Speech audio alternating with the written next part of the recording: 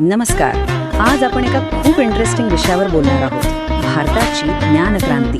म्हणजे भारत एक technological power house कसा बनला याची गोष्ट आज आपण समजून घेऊया. ठीक आहे, तर आपण काय काय बघणार आहोत? सगळ्यात आधी ही क्रांती नक्की आहे काय ते समजून घेऊ. मग ज्या 3 महत्त्वाच्या पिलर्सवर म्हणजे आधारस्तंभांवरती उभी आहे ते पाहू. आणि शेवटी ह्या क्रांतीमुळे आपल्याला जे एक जबरदस्त यश मिळालंय त्याबद्दल बोलूया. तर ह्या सगळ्या बदलाच्या केंद्रस्थानी काय आहे? तर ज्ञानावर आधारित उद्योग किंवा नॉलेज बेस्ड इंडस्ट्री. आता हे म्हणजे काय?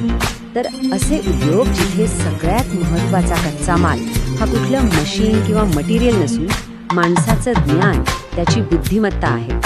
आणि सगळ्यात महत्त्वाची गोष्ट म्हणजे या इंडस्ट्रीचा देशाच्या अर्थव्यवस्थेवर आणि आपल्या सगळ्यांच्या जीवनमानावर इतर कोणत्याही सेक्टरपेक्षा कितीतरी जास्त परिणाम होतो. म्हणजे यांची वाढ पण जास्त आहे आणि प्रभाव पण. तर मग सुरुवात करूया त्या पहिल्या आणि कदाचित सगळ्यात जास्त दिसणाऱ्या इंजिनपासून, ते म्हणजे माहिती तंत्रज्ञान, आपलं IT सेक्टर. याची खरी सुरुवात झाली असं म्हणायला हरकत नाही 1991 मध्ये. तेव्हा भारत सरकारने एक खूप मोठा निर्णय घेतला. सॉफ्टवेअर उद्योगाला बूस्ट देण्यासाठी आणि एक्सपोर्ट वाढवण्यासाठी सॉफ्टवेअर टेक्नॉलॉजी पार्क्स म्हणजे STPची स्थापना केली. आणि ह्या एका निर्णयामुळे काय झालं? तर कर्नाटक, महाराष्ट्र, तामिळनाडू, आंध्र प्रदेश अशा अनेक राज्यांमध्ये मोठे IT हब्स उभे राहिले. ही इनोव्हेशन आणि डेव्हलपमेंटची नवी केंद्र बनली. याचं यश इतकं मोठं होतं की बंगळुरू शहराला तर एक नवीन ओळखच मिळाली, भारताची सिलिकॉन सिटी. आज आपण सगळेच हे नाव ओळखतो. बरं, आता कम्प्युटरच्या डिजिटल कोडच्या दुनियेतून आपण जरा वेगळ्या कोडकडे वळूया, आपल्या जीवनाच्या कोडकडे, म्हणजेच बायोटेक्नॉलॉजी. सरकारने या क्षेत्राचं महत्त्व खूप आधीच ओळखलं होतं. म्हणूनच 1980 मध्येच बायोटेक्नॉलॉजीच्या विकासाला चालना देण्यासाठी एक खास संस्था स्थापन करण्यात आली होती. आणि या बायोटेक्नॉलॉजीचा सगळ्यात मोठा परिणाम कुठे दिसला असेल तर तो म्हणजे शेतीमध्ये. इथे तर अक्षरशः एक क्रांतीच झाली. सुधारित बियाणं आली, नवीन औषधं, जैविक खते आली आणि याचा वापर सोयाबीन, मका, कापूस अशा पिकांमध्ये व्हायला लागला. यामुळे काय झालं तर हायब्रिड व्हरायटीज तयार झाल्या आणि उत्पादन प्रचंड वाढलं. आणि ही प्रगती फक्त काही मोजक्या ठिकाणी नाहीये.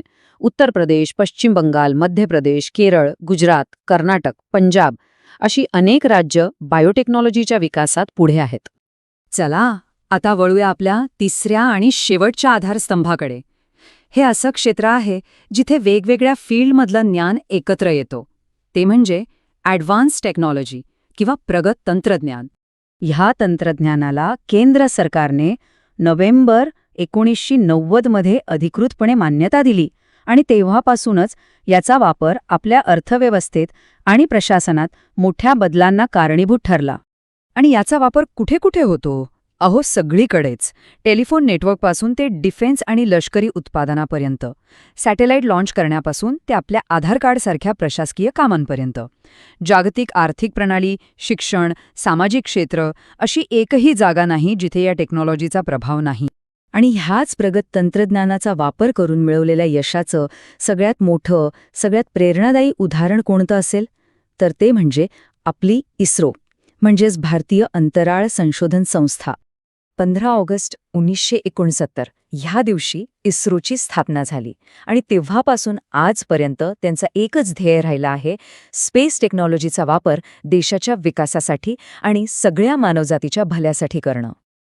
तर मग प्रश्न हा आहे की इस्रोने नक्की कोणती मोठी कामगिरी करून दाखवली आहे? ऐकून आश्चर्य वाटेल, पण भारत हा जगातला पहिला आणि एकमेव देश आहे जो आपल्या पहिल्याच प्रयत्नात थेट मंगळावर पोहोचला. ही एक अविश्वसनीय कामगिरी आहे. आणि यश इथेच थांबलं नाही. त्यानंतर चंद्राच्या दक्षिण ध्रुवावर, जिथे आजपर्यंत कोणी पोहोचू शकलं नव्हतं, तिथे आपलं यान यशस्वीपणे उतरवणारा भारत हा जगातला पहिला देश ठरला. तर मग यातून आपण काय शिकलो? हे 3ही स्तंभ, IT, बायोटेक आणि ॲडव्हान्स टेक्नॉलॉजी, हे जरी वेगवेगळे असले तरी ते एकमेकांशी जोडलेले आहेत. आणि ह्याच तिघांनी मिळून आधुनिक भारताच्या आर्थिक आणि सामाजिक बदलाचा पाया रचला आहे. आता हा सगळा प्रवास पाहिल्यावर एक प्रश्न मनात येतोच. सॉफ्टवेअर, जेनेटिक्स आणि अगदी अंतराळातही आपण यश मिळवलं. मग आता भारताच्या या ज्ञानक्रांतीची पुढची सीमा कोणती असेल? पुढचा टप्पा काय असेल? विचार करायला लावणारा प्रश्न आहे, नाही का?